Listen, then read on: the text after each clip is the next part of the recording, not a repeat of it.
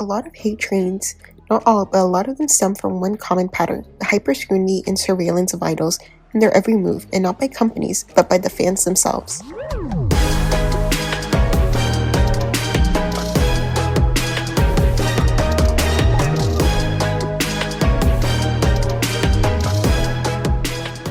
I have made it no secret of my distaste, if not all-out hatred, for behavior analysis, and you would notice with the unpopular opinions video, I've been a loud hater since the 9th grade, in which I denounced behavioral science in a final assignment. My qualifications? None.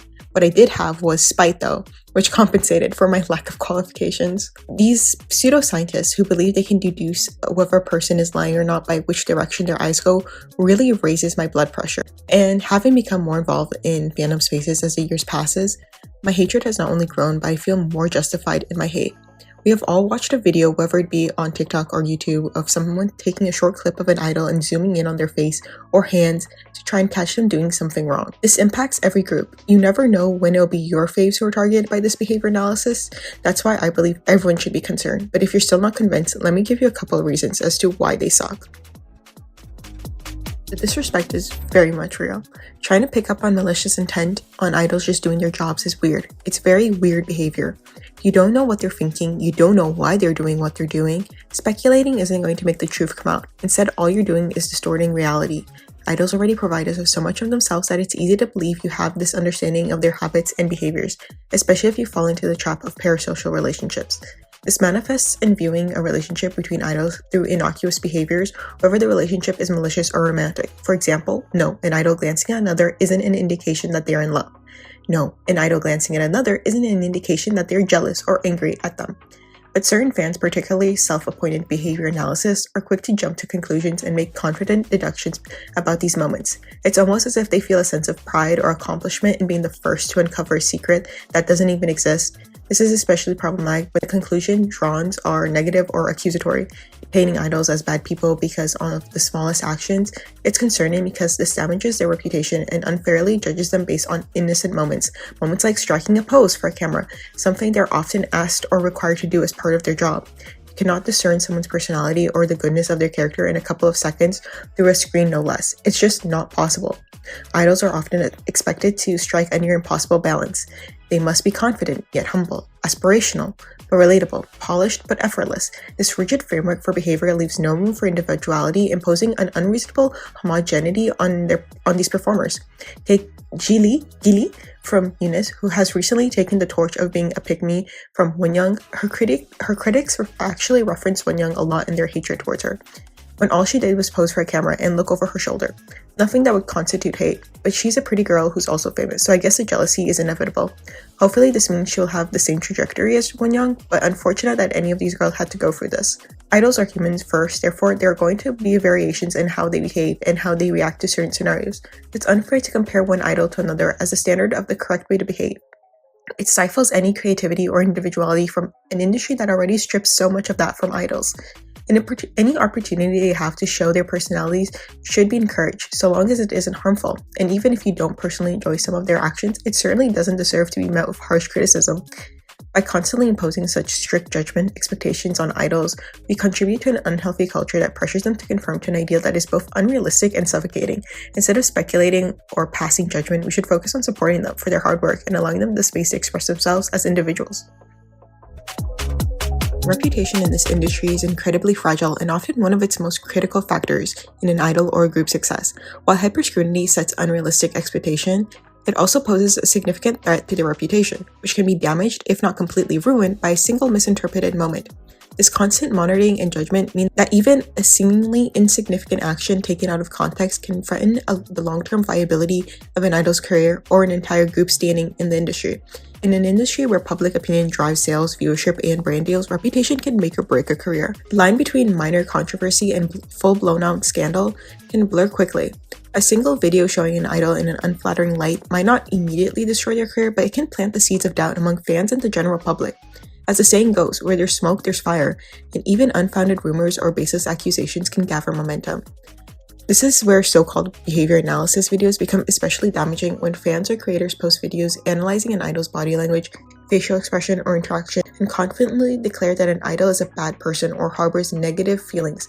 It can easily influence public perception. These videos often gain traction because they offer a seemingly authoritative perspective, even though they are based on pure speculation rather than facts. Once that narrative is out there, it's difficult to combat regardless of whether it's true. The problem with these analyses is that they encourage fans to look for hidden meaning in every action, feeding into a culture of overinterpretation and overreaction.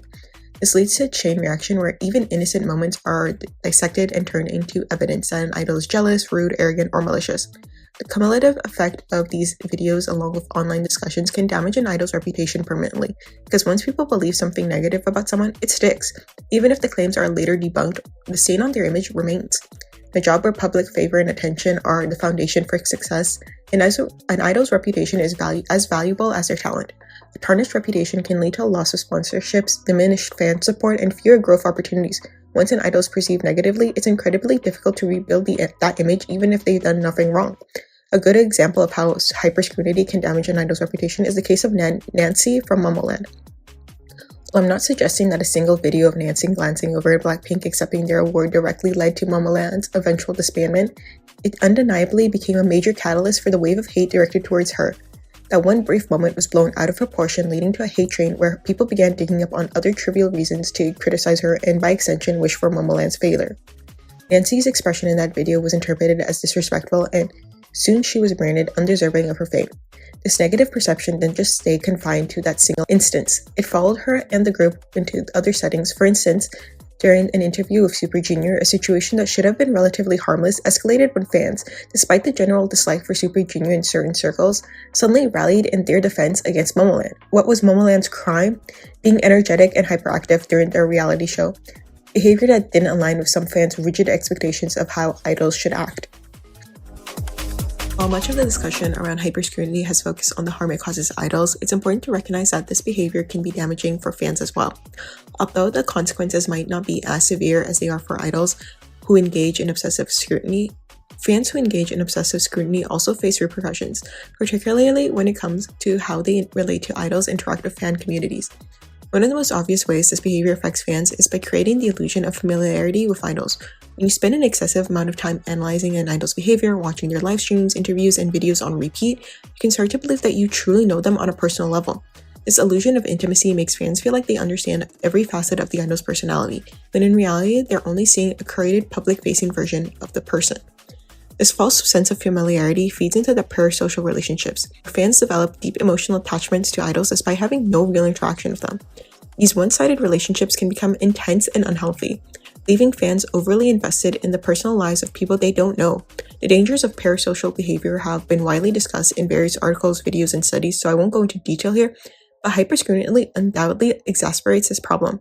Excessive analysis isn't just casual fandom behavior, it's a sign that you're crossing a line into an unhealthy obsession. You don't spend time over-analyzing someone's every move unless you're fixated on them. While parasocial relationships are often associated with fans who adore their favorite celebrities, the same obsessive behavior can manifest toward idols that fans dislike. This is another toxic aspect of hyperscrutiny that isn't discussed enough. Fans who are equally fixated on idols they can't stand. We've all encountered someone or know creators who seem incapable of not talking about a group or idol they despise.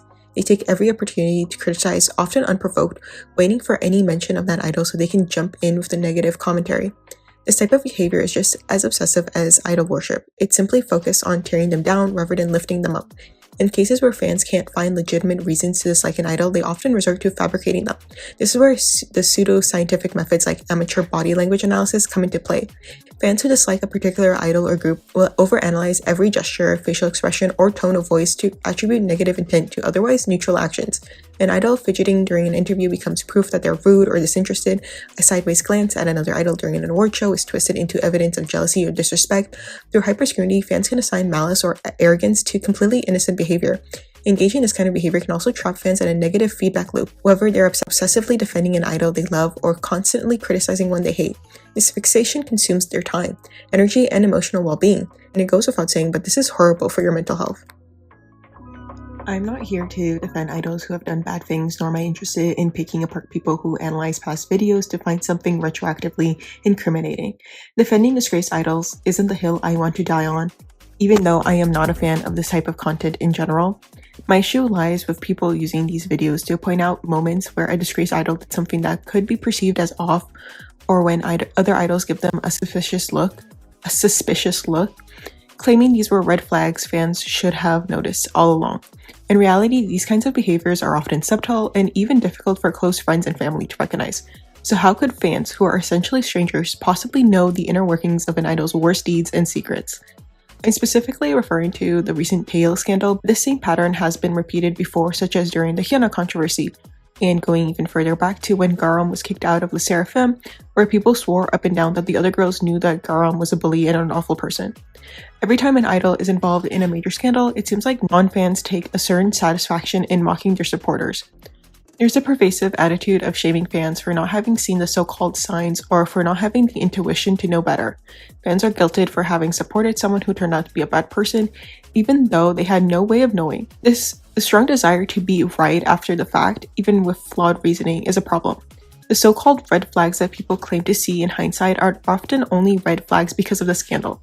In most of these videos, the idols don't appear to be acting maliciously at all. They just seem like regular people. That's because you can't judge someone's character based on rehearsed performances or curated public appearances. It's unreasonable to expect fans to pick up on signs that frankly weren't there in any obvious way at the time. Blaming fans or shaming them for being disappointed when idols fall from grace is cruel and mean-spirited. Taeil fans, for example, aren't naive or stupid for being shocked or disappointed by the recent revelations. Being shocked is the most natural response. Just as it's unrealistic to believe that all idols are incapable of doing bad things, it's equally absurd to assume that every idol is secretly acting on their worst impulses. The extremes are toxic and untrue.